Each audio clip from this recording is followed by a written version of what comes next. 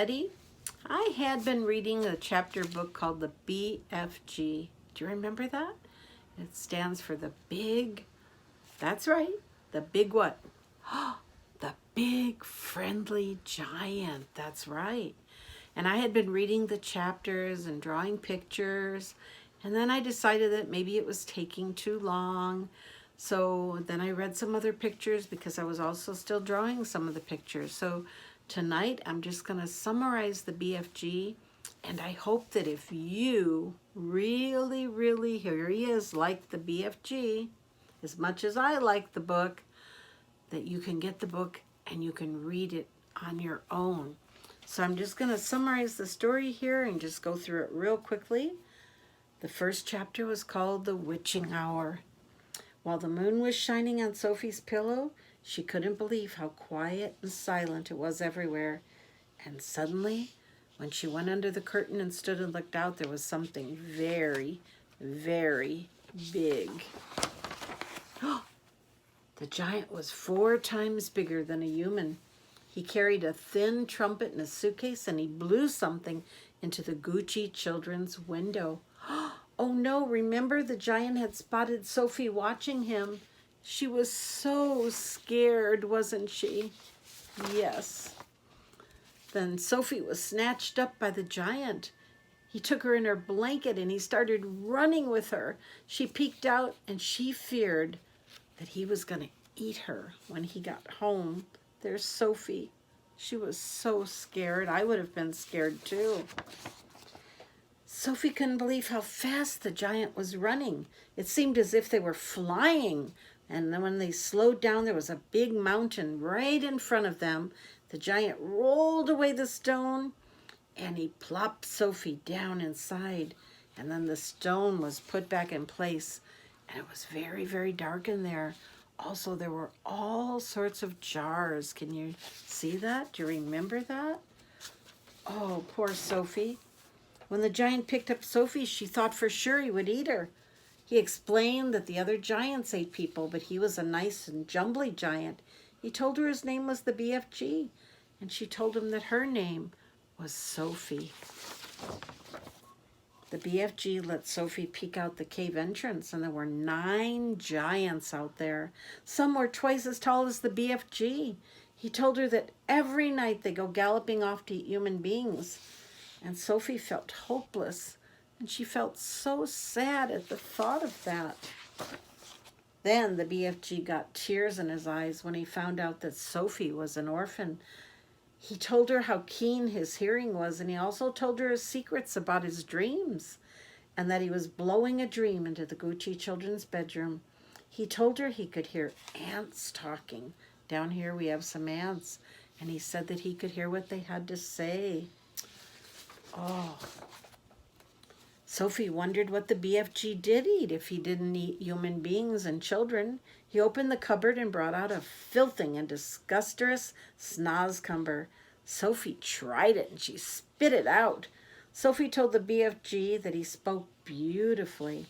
But when she ate the snozcumber, she said, "Oh, help! It tastes like frog skins and rotten fish." She didn't like it at all, did she? Oh. And then the blood bottler unexpectedly came into the cave. He thought the BFG was talking to a human. The BFG convinced him that he wasn't and that he should try a snozcumber. He didn't realize that Sophie had hid inside it.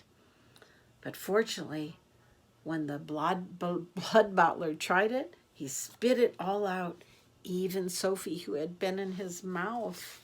Oh, poor Sophie. Sophie wanted a drink of water, and the BFG told her that he drank Frapscottle. He told her that the bubbles go downward and have a nasty result. The BFG said they are called whiz poppers. Whiz poppers.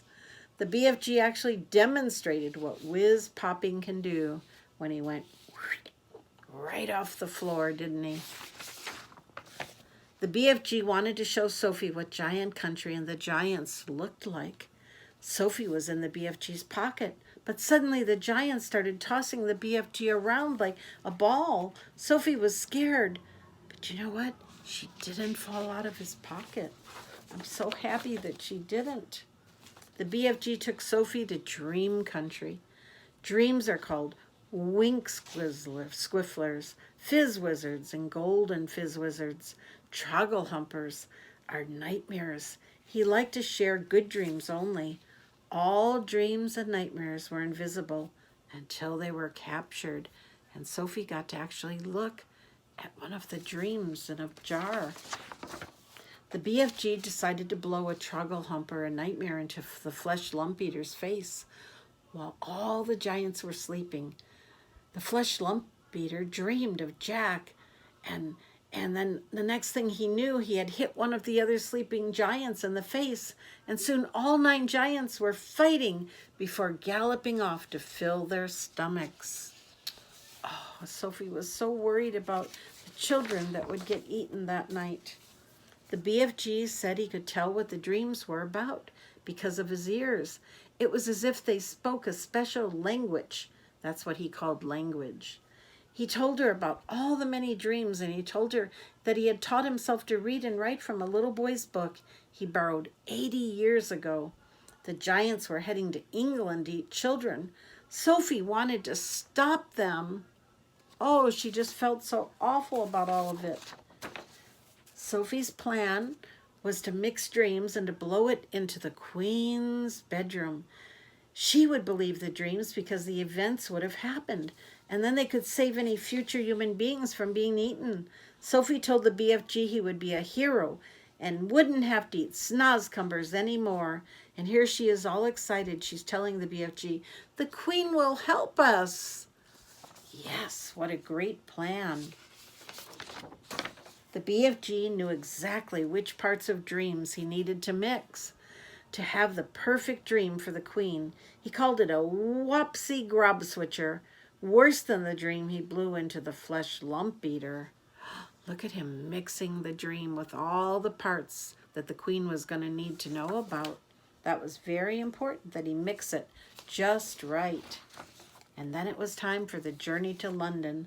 The BFG tucked the nightmare into a pocket in his cloak. Sophie decided it would be cozy to sit on the BFG's ear for their trip to London.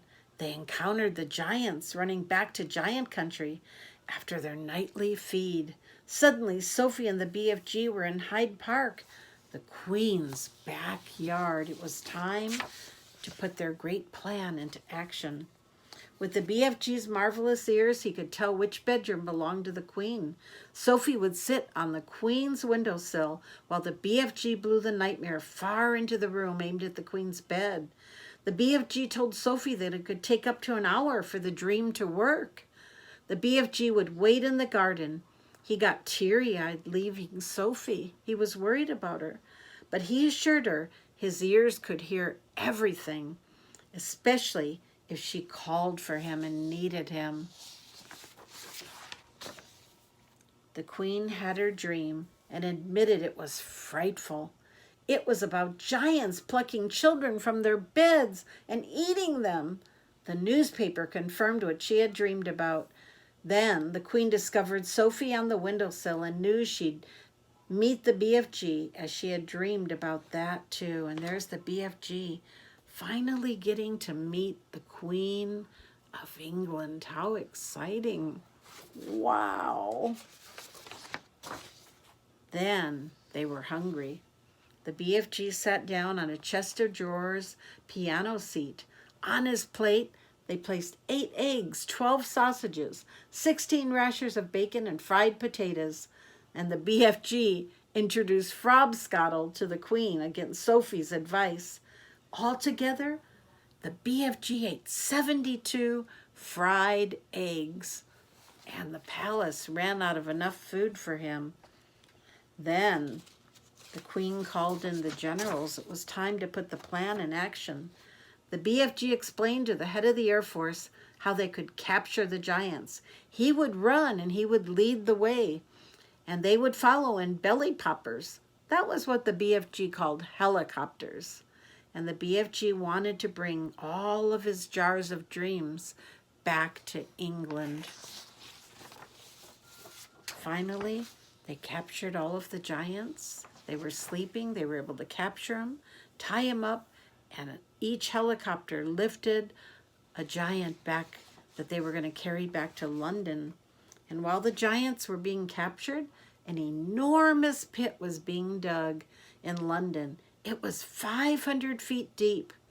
The giants were lowered into the pit and were given snozcumbers to eat for the rest of their life. And there's the BFG. He had snozcumber seeds in the bag, and he was throwing snozcumbers down to the giants who were way below in the pit.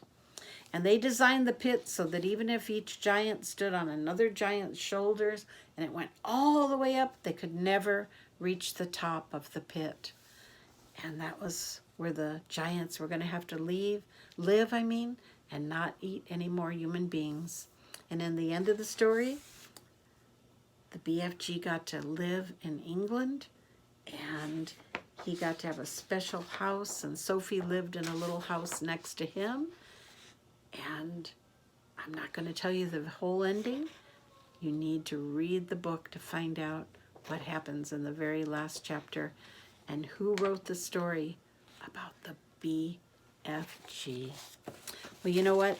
That's one of my all-time favorite books. I don't know why, I just love that story.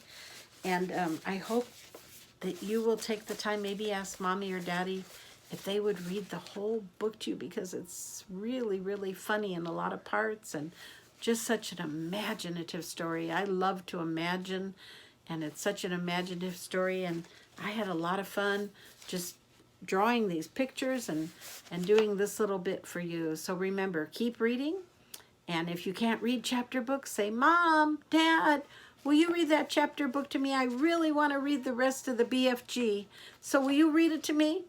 And you know what? I bet they'll say, sure. They'll read it to you.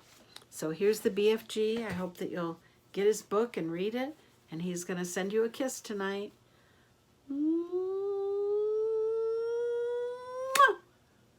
know what? He doesn't have to eat snozcumbers anymore.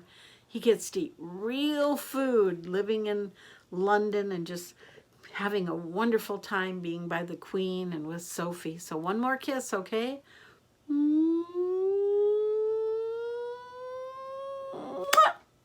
Good night. Bye. Hey.